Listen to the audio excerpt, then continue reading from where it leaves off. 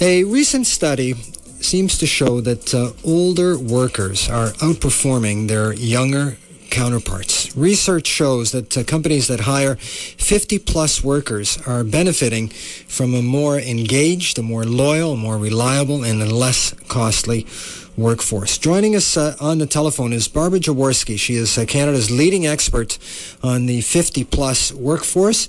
She is also the author of Kaboom, How to Engage the 50-Plus Worker, and is the founder of the Workplace Institute. Barbara, good evening. Good evening. Appreciate you speaking with us. You, as I mentioned off the top, are an expert in this field. Do these statistics surprise you at all?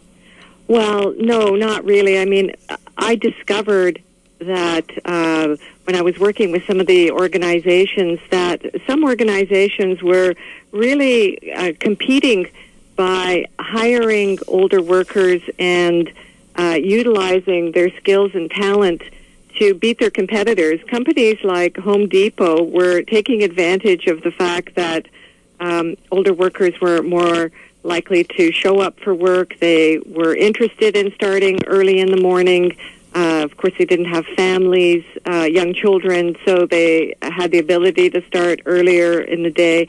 And they were often being recruited from construction careers where they would have had a lot of experience in building things. And so now Home Depot was taking advantage of their skills and talents to help their customers in a retail kind of setting. So, we began to see that, they in fact discovered this quite by accident, that in fact some of their older workers were more engaged and loyal and reliable. I mean, the reality is that for many companies, one of the most fertile recruiting grounds is right out of university. This obviously seems to turn that theory on its ear. Well, I think that what is important for employers to remember is that you want to take advantage of the total labor pool. So, of course, you want to have younger people coming into your workplace, but at the same time, there are a lot of very skilled older workers who are also looking for employment, or you may want to make sure that you're retaining if you do have older workers. And it's important to keep in mind that older workers bring things like the fact that they need very little supervision once they understand what the job is that they need to do. They're reliable. They're a really good training investment. And we know that younger workers, of course, because they're younger and wanting to look for many different kinds of experiences, are much more likely to job hop every couple of years because they're trying to round out their resume. So, when employers are paying for the turnover costs and needing less supervision, there are quite a bit of cost savings for organizations. So in the end, I guess the return on that investment in that particular employee for an organization is far greater.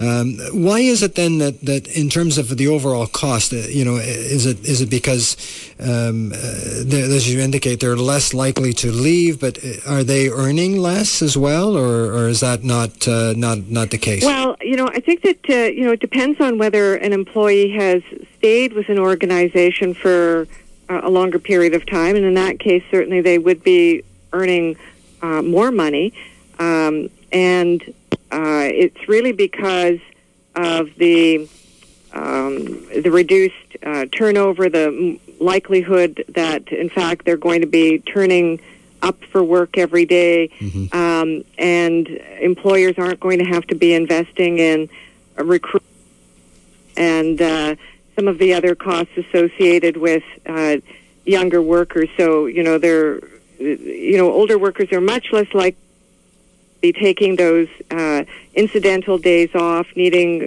mental health days. And in fact, they've worked out a lot of those issues in the previous 30 years of working. The survey also seems to indicate that older workers were much more professional. They had better business knowledge and had better writing and analytical skills than younger workers. Does that say something about our education system, or is it just a product of years and years of experience experience? Well, I think that employers are really struggling with the types of skills that younger workers are coming in with. And certainly you don't want to paint all younger workers with the same brush, but in general, the writing skills are better with older workers who are in jobs doing work where writing skills are required. And, we know from university, hearing from universities that, in fact, younger individuals are struggling with making sure that their writing skills are up to scratch. Mm-hmm. You mentioned, of course, that a company like Home Depot has had a tremendous amount of success in hiring 50-plus workers.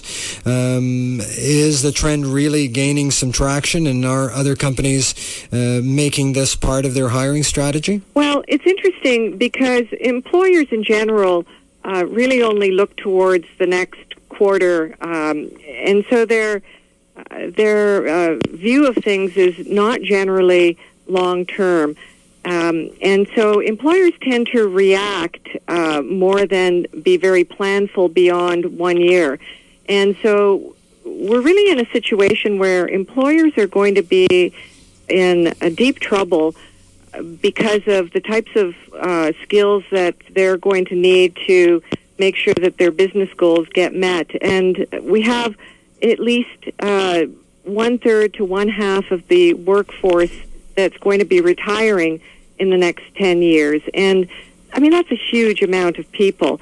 And employers really need to be thinking that through. Some employers are very strategic, and but others aren't. And so workforce planning is something that employers really need to be thinking about.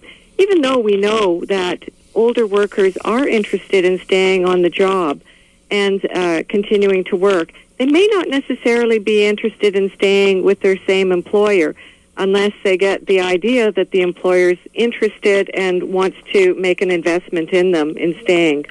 In addition to showing that interest and making that investment so that people will in fact stay, what are some of the other strategies that companies can use, much like what Home Depot has done, to not only hire and attract but also retain those 50-plus workers? Well, there's different things like really we use a model of engagement for older workers, and number one for older workers is flexibility. And by flexibility, I mean things like being able to work part-time, being able to start earlier, maybe job share with other people, all of the forms that flexibility takes. Not everybody's going to want the same solution for themselves, and they'll each have their own lifestyles and issues that they want to, hobbies that they may want to have, or people that they're taking care of. So flexibility is absolutely number one. The second thing is people want to continue to have training till the day they leave. When an employer looks at an older worker and says, they're not worth the investment, in fact, they really are worth the investment because they're much less likely to leave. And everybody wants career development. So understanding your path in your organization and having opportunities to have lateral moves within the organization is also quite motivating, as well as equal opportunity to apply for different jobs so that people don't feel as though there's a ceiling beyond which they won't get promoted. Adaptation in the workplace. We know that in many workplaces now they're adapting the work environment so that employees will stay longer, and in particular in hospitals, so that, for instance, nurses have less physical strain. If you're working in construction, looking at machinery that's easier to operate. As well, organizations are looking at recognition as a way of, first of all, recognizing the efforts that all employees offer, as well as showing a real appreciation for the skills that and experience that they're bringing. Some employees are looking for financial guidance. Others are looking for an investment in preventative health, work-life balance, communication, and cycling retirement, so that people have an opportunity to perhaps leave the organization and then come back and work on a part-time basis. And more people are also looking for meaning in their work. So those are some of the areas that employers can use to retain their older workers. Very interesting, Barbara. Thank you so much for sharing some time with us. Thank you. Appreciate it. Have a terrific evening. You too. Good night. Good night. Barbara Jaworski is founder of the Workplace Institute. She's also the author of Kaboom, How to Engage the 50-Plus Worker and Beat the Workforce Crisis. And she is also the founder of the Best Employers Award for 50-Plus Canadians.